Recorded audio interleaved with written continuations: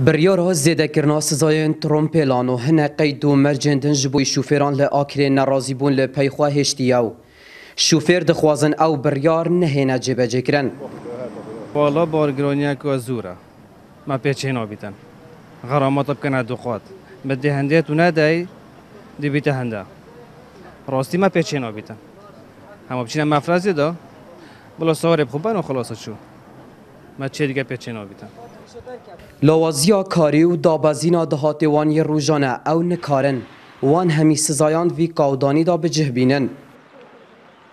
ودي ابخو مصلحته ما شت الدنيا هذا اب مصلحه يعني هذا ابو مخربه ابخو شونينا وقيرانا ابخو هر درجه سيروجا جاره كتين سر القتم نفرنين ام تين اللي راح حطها باريكات دون نفر بين انا بين وعندك علامتين ابش سيچاره و ايجار نداينا واب قرارش بيت داري عالم بيچنابي بهوی نبون جوی جواری و چاوره بونا باشتر بونه سزاین ترومپلن بشک جوان کلکه بوینه سریک لی چاوره بون روشوان خرابتر لیکریه ودي خرابيو اوه يعني شوفيري هاي نوكا سيوروي 2 مليون السر حتى 3 مليون السر نادت تجي حتى روجات شن سنوية نتكتب السنة سيرو خود دايرة مرور دي بيشتي فلان روجه آن غرامت وعالم يا باشني عالمات وضعك نخوش دا مشكلة أنا قيرانة و يعني مبلسية بخده وضعين دي دونية بخده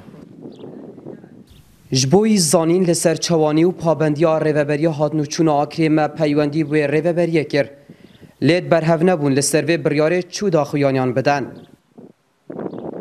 بریا چند روزان هن بریار کج چند رنمایی و مرجو سزاین ترومپلان پیک هاتبون لبال وزارت نافخوا در کتینک و بشه جوان بحث لدو جار سزاین ترومپلا و دست به سر داگرتن آواند کرد اگر لبال شوفیر وی و سزاین وی نهینه دان لی هر لروجا در کتن آوان بریاران دنگ نرازی لپی خوادا اینان هر لوالاتی و شوفیران حیات گه فراکسیون پرلمان کردستانه گهدا زباری NRT لقضای آکره